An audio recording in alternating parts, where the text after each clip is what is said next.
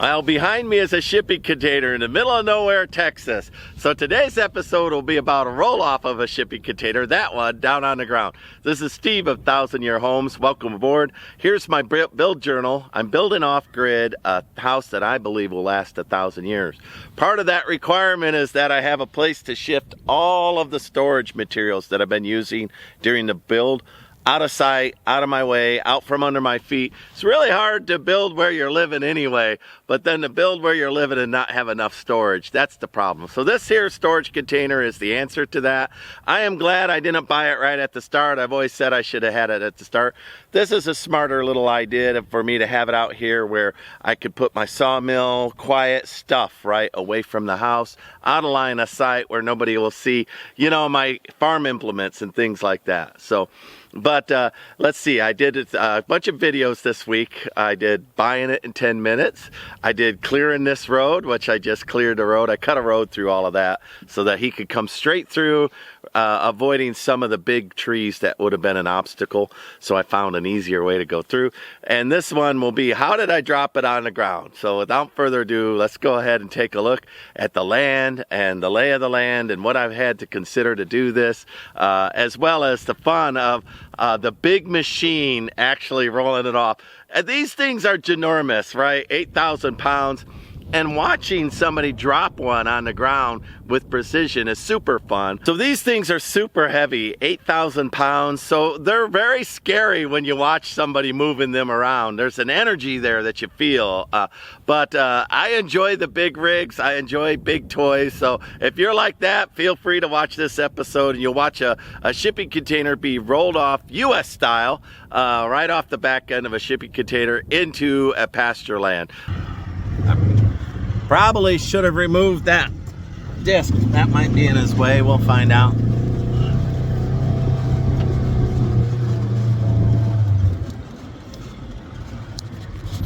All right, I'm gonna go ahead and drive him down there. I want to stay attention to him. I'll clean my nose up and we'll take a look at it.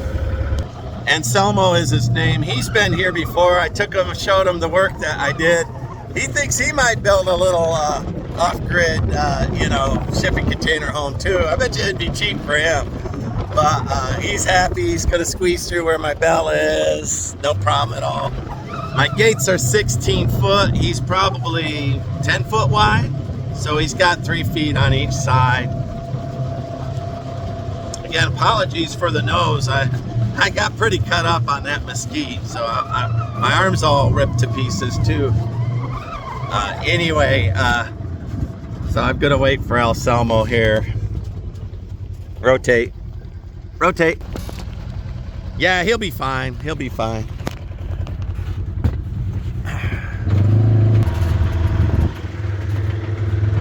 God, please, come on! Me off! All right, that Blaze, man, I'll tell you, he came in, immediately tore everything up. He gets fed twice a day. I'll tell you, having a disobedient horse, not really worth it. So if you're thinking of rescuing a horse, I'm telling you, you better have everything together for a horse. I don't. I'm building while I have a troubled horse, and you can have time for one or the other. And, you know, I'm never going to ride him. He's really not worth the struggle, but here he's mine, so I'm stuck with him. All right, so Anselmo made it, no problem. They didn't lose a tire. He said it cost me 300 bucks. But now he's gonna jockey it on and drop it on that log. I'm gonna take this log and put it on the front. Once I have them on the logs, then I can get a jack underneath them, a floor jack, and jack them up and start blocking them up until they're where the height I want. Woo-wee, I'm tired. That's always spread it around. All right, so then he'll start lowering the ramp and scooching the wheels, and I'll adjust that. I don't have to make it perfect because I stick a bottle jack under it, or a floor jack, and that, you know, I jack it up. So as long as I got a few inches where I can start, that's all I need. Let's say 4 inches, and if it mushes it down in there, I'll just dig it out and do it that way. So real good.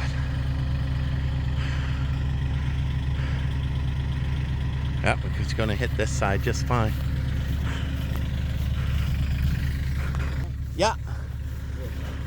And then what I do is I just come in with a bottle jack and I just jack it up a little at a time. And it all works out for me.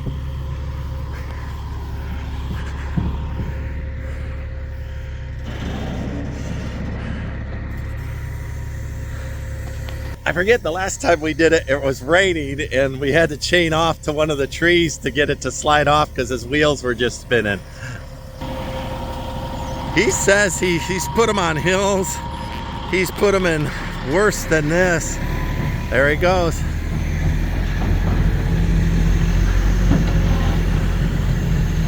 And then he'll just wait at the end, or maybe he'll go all the way. Now, a lot of people would put down a foundation, right? But I do it after the fact. So all I got to do is just keep it from sinking.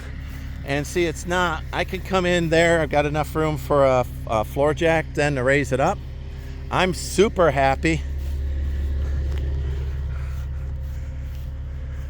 Yeah. Yeah. And that's how you did it. Now, discounting the road, I suppose we spent 15 or 20 minutes. So there you go. Doesn't have to be a big deal to unload a Connex. Apologies, I'm on my tractor. It'll be noisy. I just want to make sure Anselmo actually is able to drive off. I don't need to get heavy equipment or something in here. But tomorrow's a major rainstorm, and I've seen water flowing on this property. Where I put it is a high spot, but I've seen it flowing down these swales, for lack of a better word, natural swales, I bet. So anyway, I'm on my tractor. Apologies for the noise, but I'm just observing to make sure he gets out okay. Look at him go there. All right, I feel good. All right, what a fun and rewarding day. And before the rain, so that means I can, jack it, get it leveled, and that will be my next video. Again, that's a storage one, but really nice. The floor on that could be finished for an industrial mod.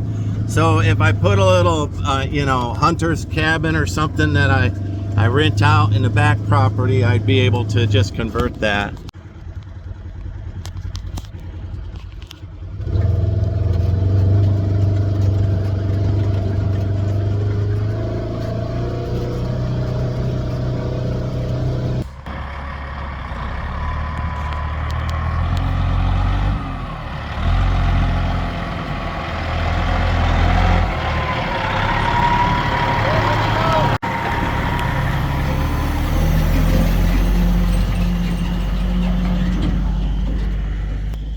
Lunch period. That's not too bad. My bosses will be real happy. I'll be back to work.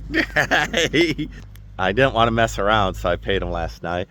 Probably an hour at most. So what a beautiful day. That's how you get a Connex delivered in a lunch hour.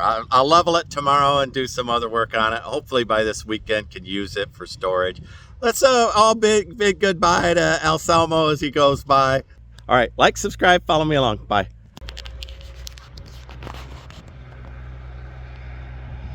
Always a pleasure to visit with him, that's for sure.